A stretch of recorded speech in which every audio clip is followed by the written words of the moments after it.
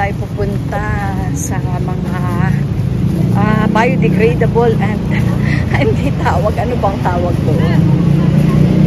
Basta disposal. Yung disposal po ng garbage ng community. So I think they're trying to fix things kasi it's past 5 na po. You know, andun na siya. So trash to cash back, parang ganyan siya, no? Okay.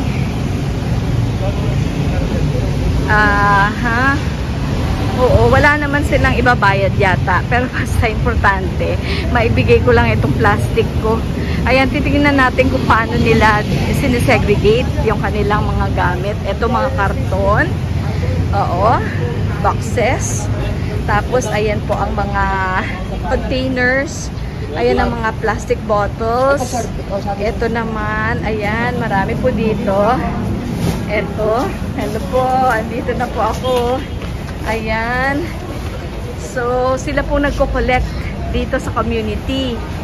Yes, may mga Tetra Paks din dito na malalaki. In that way, pwede nilang i-repurpose at saka i-recycle yung mga gamit na to. So, ito po yung dala ko. Ito kahit konti.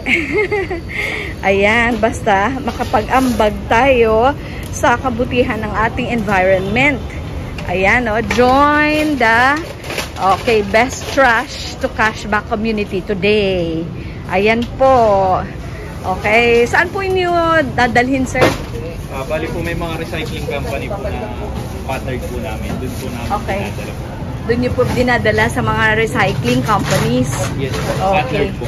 Opo. So, yung mga naglalagay dito, nagdadala ng mga trash, binabayaran po hindi? Binibigyan po ng points. Bali point system po kami. Okay. Yung points pwede pong magamit pang redeem ng grocery. Okay. Bali point system. Yan na po ang kukunin po. May point system. Since when pa po kayo nagaganito, sir? Since 2021. Ay, galing. Since 2021 pa. So, medyo may katagalan na po, no? Tuwing kailan po kayo pumupunta? Tuwing Thursday po, from 9 to 4 p.m. Oh, Thursday from 9 to 4 p.m. Tapos yung ano niyo po, yung points ay magagamit, sabi niyo po, for? Yes po, bali po may sarili po kaming mark po. Doon po kayo pwedeng mag-redeem. May sariling? Mark po. Mart. Yes. Ano po tawag sa mart ninyo, sir? PPCB mark po. PPCB mart? Ano po yun? Mark. Cash to cash ba? Trash Trash to cash ba community? So, kayo po talaga nagpatayo ng tent na to? Yes po, with help po ng with the help of Newport. Ay, sige. Opo. Good luck po sa project, sir. Kasi napaka-problema po natin yung ating mga trash talaga. Yes, so, sino naman pong nagdala sa inyo na itong mga to? Usually po yung mga hotel po. Hotels? Like Savoy po. Savoy is number 1 sa inyo. So, malaki po ang points ng Savoy. Yes po. Okay, wow. Congratulations sa kanila, no? Tapos, binibili nila ng mga groceries, something like that. Yes po, ma'am. Okay. Saan naman po yung inyong trash to cash back mart? Diyan po sa Pasig po. Pasig? Yes po. Sa Kapitolyo po mismo ng Pasig. Is it a project of the Pasig? Private company. Private company siya. Sige po. Ano pa po pwede niyo sabihin? Bali po yung pwede po kayo mag-redeem through online po. Tapos mag-create po kayo. First po, mag-create po kayo ng account. Then, through that account po, pwede na po kayo mag-redeem Pwede kita online. i-focus, sir? Para mas ayan.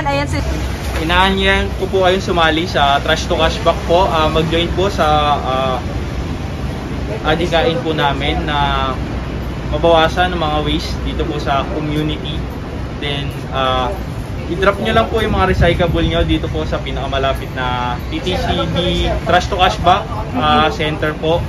Dito po kami, nakalocate po kami, dito po kami sa Newport Mega World. Sa Mega World. Pero isa lang po ba ito, sir? Saan pa po ba? Marami po kaming site. Dito po kami sa Quezon City, Pasig, then Taguig po. Okay. Sige, sir. Salamat, sir. Good luck po sa inyong adikain. Thank you. Biruin nyo kung maganda yung community na meron pong ganitong project. So, mas malinis po. Ang kinagandahan din dito kasi yung mga wires, electric wires po, hindi kita sa taas. Kasi para underground po yata. Simula pa po ng ginawa, syempre, yung community na to. Yan. So, kasi ang hirap din po baguhin kung talagang nakatayo na po yung ating mga estruktura na tatanggalin pa po yung mga ano ng poste tsaka mga kawad ng kuryente. Yun po talaga pet peeve ko. Matagal ko na po pet peeve ko talaga yung mga spaghetti wires. Kaya eto, ang ganda oh. Walang spaghetti wires. Thank you for watching po.